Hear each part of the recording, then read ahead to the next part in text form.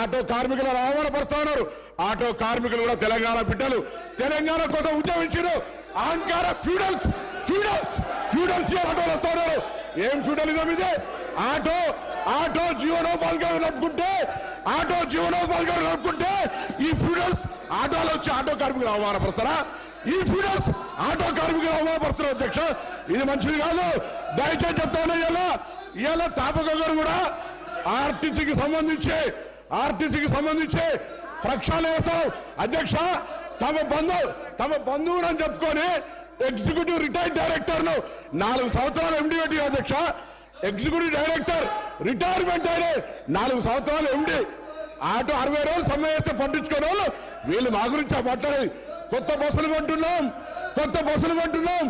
Auto కార్మికులు, rickshaw వాళ్ళు, ఇలా ఆర్టీసీ కార్మికుల సంక్షేమం మా బాధ్యత.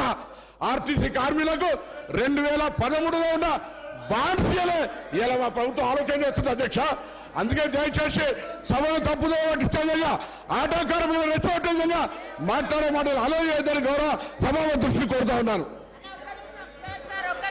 పల్లా రాజేశ్వర రెడ్డి గారు ఈ విధంగా బెదిరిస్తూ ఒక్క నిమిషం. పల్లా రాజేశ్వర రెడ్డి గారు ఒక్క నిమిషం.